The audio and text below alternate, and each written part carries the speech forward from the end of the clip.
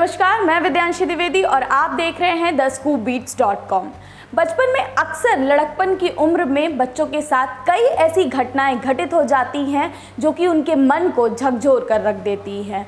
कई ऐसी चीज़ें हो जाती हैं जिनके बारे में बच्चों को जानकारी के अभाव की वजह से या तो उन घटनाओं के प्रति वो अपनी आवाज़ नहीं उठा पाते या फिर लोग, समाज या अपने माता पिता के डर से चुप रह जाते हैं। परिणाम स्वरूप बच्चों के मन और मस्तिष्क पे काफ़ी ज़्यादा असर पड़ता है। आपको बता दें कि ठीक ऐसा ही कुछ बॉलीवुड एक्ट्रेस नीना गुप्ता के साथ भी हुआ है। जी हाँ, इस बात पर यकीन करना काफ़ी ज़्यादा मुश्किल है, लेकिन ये सच है। एक्ट्रेस नीना गुप्ता ने हाल ही में इसी साल अप्रैल में अपनी बायोग्राफी रिलीज़ की है। इस बायोग्राफी के रिलीज़ होने के साथ ही नीना गुप्ता ने अपने जीवन के कई सारे पहलुओं के बारे में बताया है, फिर वो चाहे जीवन में किए गए संघर्ष हो या फिर संघर्षों के दौरान उन्होंने जिन परिस्थितियों का सामना किया हो वो हो। इसके अलावा उन्होंने कई सारी ऐसी घटनाओं के बारे में अपनी बायोग्राफी में जिक्र किया है जिसे सुनकर आप भी अचंभित रह जाएंगे। नीना गुप्ता ने अपनी बायोग्राफी में बताया है कि उनके साथ कई बार मॉलेस्टेशन हुआ है। जी हाँ, नीना गुप्ता भी मॉलेस्टेशन का शिकार हुई हैं। उन्होंने बताया कि बढ़ती उम्र में उनके साथ कई बार ऐसा हुआ है कि वो डॉक्टर्स के पास गई हैं और डॉक्टर ने उन्हें मोलेस्ट किया है।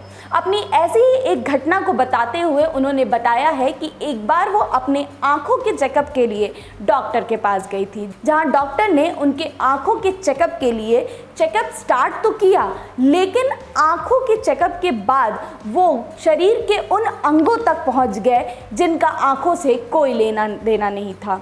इस पूरी घटना के दौरान नीना काफ़ी ज़्यादा सहम गई थी, जिसकी वजह से वो बिल्कुल स्टिफ हो गई थी। अस्पताल से लेकर घर तक के आने के सफ़र में नीना बहुत ज़्यादा परेशान थी। उन्हें समझ नहीं आ रहा था कि उनके साथ आखिर ये हुआ क्या है।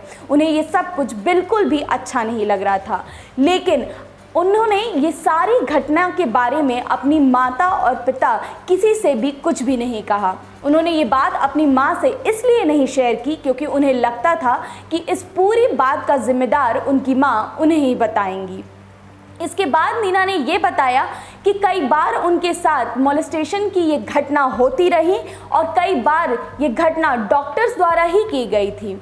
इसके अलावा उन्होंने एक और घटना बताई जहां पर उनके साथ एक टेलर ने उन्हें मोलेस्ट करने की कोशिश की थी। उन्होंने बताया कि कपड़ों की सिलाई का नाप लेते वक्त टेलर ने उन्हें कई ऐसी जगहों पर छुआ जहां पर छूना सही नहीं है। इस बार भी नीना के साथ वही हुआ जो पहले हो चुका था, लेकिन एक बार फिर नीना इन सब पर चुप्पी साधे हुई रखी थी क्योंकि उन्हें ऐसा लगा कि यदि उन्होंने इस बारे में अपनी माता को बताया तो वो वहाँ जाने से मना कर देंगी। और इसके अलावा उन्हें ऐसा समझ में आया कि उनके पास बातें छुपाने के अलावा और कोई दूसरा रास्ता नहीं था। कई बार नीना ही नहीं बल्कि कई ऐसी लड़कियां या कई ऐसे बच्चे हैं जिनके साथ ये घटनाएं होती हैं।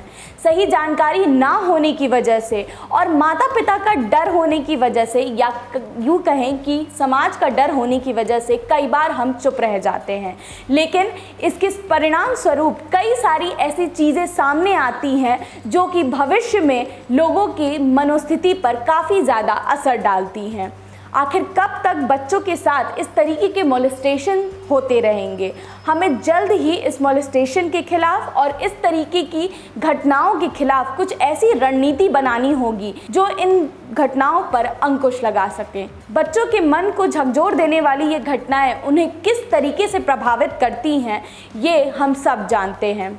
कई बार ऐसा देखा गया है कि इस दबाव में या फिर इन घटनाओं से परेशान होकर कई ऐसे लोगों ने या बच्चों ने सुसाइड तक अटेम्प्ट कर लिया है। नीना ही जैसी कई और ऐसी बच्चियां हैं या कई और ऐसे बच्चे हैं जिनकी दास्तान कहीं ना कहीं बिल्कुल सेम है। ऐसी चीज़ों को रोकने के लिए जल्द ही कोई कानून बनाने की आवश्यकता है। हालांकि इन सब चीज़ों पे अंकुश लगाने के लिए और बच्चों को इस बारे में जानकारी देने के लिए सरकार ने पहले ही स्कूल में सेक्स एजुकेशन और रॉन्ग टच जैसी चीज़ें सिखाने का निर्णय लिया है, लेकिन इन सब के बावजूद अब भी ये सारी दुर्घटनाएं हो रही हैं। ऐसी तमाम बड़ी खबरों के लिए जुड़े रहिए हमारे चैनल स्कूप बीट के साथ।